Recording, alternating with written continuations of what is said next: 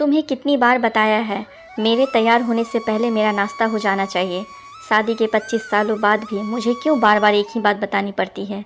लता, तुम्हें क्या है, तुम तो आराम से घर पर रहोगी, मुझे काम पर जाना पड़ता है। तुम हो कि हमेशा बेवकूफ़ों जैसी हरकत करती हो। अगर तुम यह जानबूझकर करती हो तो याद रखना, मुझसे बुरा कोई नहीं होगा। आज भी प्रशांत का पारा चढ़ा हुआ था। इन कटु शब्दों में अपना गुस्सा उतारते हुए, गीला तौलिया कुर्सी पर फेंकते हुए प्रशांत गुस्से से लता की तरफ देखने लगा। लता के लिए प्रशांत का यह बेवजह का गुस्सा कोई नई बात नहीं थी। यह महीने में 3-4 बार ऐसे ही लता पर बरस पड़ता था। पहले पहले लता इसका विरोध किया करती थी, लेकिन जब कई सालों तक प्रशांत में कोई बदलाव नहीं दिखा तो लता ने खुद को ही बदल दिया। अब प्रशांत के कुछ भी कहने से लता को कोई फ़र्क नहीं पड़ता। प्रशांत की हर बात वो चुपचाप सिर नीचे झुकाए सुन लेती थी। शादी के पहले 5 साल तक लता ने पूरी कोशिश की थी कि प्रशांत को बदला जाए, लेकिन फालतू का गुस्सा करना और बाद में लता को भला बुरा कहना, यह मानो जैसे उसकी आदत बन गई थी। कोई भी वाद विवाद होता तो प्रशांत सीधा लता को बोल देता, अगर मैं तुम्हें अच्छा नहीं लगता तो क्यों नहीं चली जाती, क्यों रहती हो मेरे साथ। इतना सब कुछ होने के बावजूद लता प्रशांत के साथ रहती थी, क्योंकि उसे अपनी बेटी की फ़िक्र थी।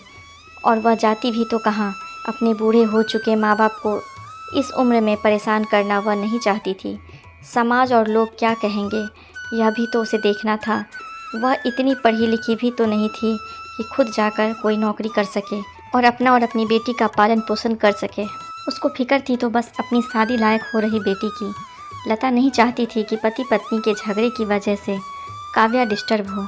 काव्या की पढ़ाई पूरी हो चुकी थी, उसके लिए अब शादी के रिश्ते आने लगे थे।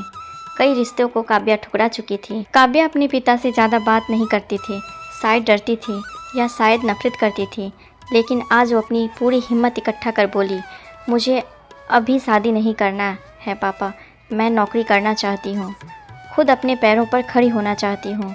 हाँ तो उसमें क्या बड़ी बात है, मैंने लड़के से बात की है, वह तुम्हें किसी बात के लिए नहीं रोकेगा। तुम शादी के बाद भी नौकरी कर सकती हो, वह तुम्हें नौकरी के लिए परमिशन दे देगा। प्रशांत बोला, मेरा नौकरी करना या ना करना उसकी परमिशन पर क्यों डिपेंड रहेगा पापा, कोई कमी नहीं होगा वहाँ। ऐसे रिश्ते बार बार नहीं आते, इसे ठुकराओ मत, बहुत खुश रहोगी तुम वहाँ। प्रशांत बोला, पापा क्या मैं उतनी ही खुश रहूँगी जितनी मम्मी इस घर में खुश है।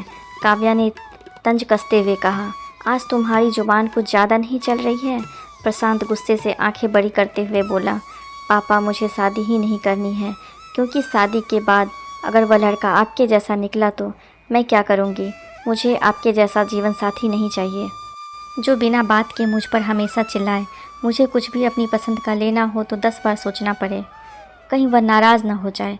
मेरी तबीयत कैसी भी हो उसे परवाह ना हो, रोटी थोड़ी सी मोटी बन जाए तो घर सर पे उठा ले, उसकी चेकबुक ना मिले तो भी मेरा ही दोस्त निकाले, और हर छोटी मोटी बात पर मुझे मायके जाने के लिए कहे। काव्या ने अपना दिल खाली करते हुए पापा से सब कह दिया। प्रशांत का गुस्सा 7वें आसमान पर था, लेकिन उसके मुंह से एक भी शब्द नहीं फूट रहा था। वो काव्या की बातें सुन रहा था। काव्या उतना ही बोलकर चुप नहीं हुई।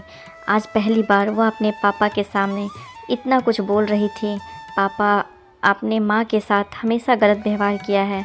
आप अपने ऑफिस का गुस्सा बिना सोचे समझे माँ पर उतार देते हैं, कभी इस बात की परवाह भी नहीं करते कि उन्हें कैसा लगता होगा।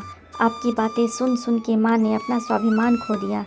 प्रशांत आज पहली बार अपने किए बर्तावों को महसूस कर पा रहा था।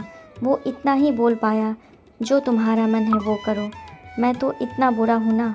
काव्या ने प्रशांत का हाथ पकड़ा और बोली, पापा मुझे सिर्फ एक सवाल का जवाब दे दो, क्या आप चाहोगे कि मेरे पति आपके जैसे हो? अगर आपका जवाब हाँ है तो कर दीजिए मेरा रिश्ता आज ही, और ना है तो मुझे आत्मनिर्भर बनने दीजिए। प्रशांत कुछ भी ना बोल पाया और वहाँ से चुपचाप बाहर चला गया। आज उसे लता के सामने जाने में शर्म आ रही थी। चलते चलते उसकी आंखों से आंसू बह रहे थे। प्रशांत ने आज से अपने आप को बदलने का निश्चय किया। अगले दिन से लता ने अपने पति में काफ़ी बदलाव देखा।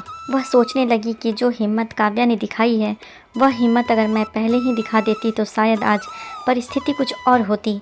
अब काव्या पढ़ लिख कर अच्छी नौकरी करने लगी थी और 3 साल बाद उसके लिए एक अच्छा रिश्ता आया।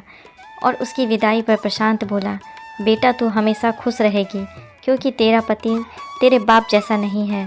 प्रशांत की यह बात सुनकर लता और काव्या की आंखों में आंसू बहने लगे।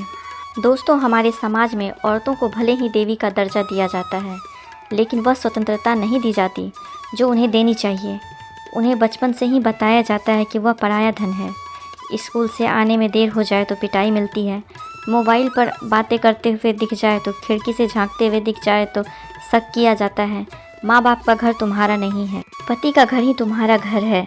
जीवन भर यह बातें बता बता कर उन्हें ससुराल भेज दिया जाता है और एक दिन किसी छोटे मोटे झगड़े में ससुराल वालों से उन्हें सुनना पड़ता है कि इस घर को छोड़ दो और मायके चली जाओ।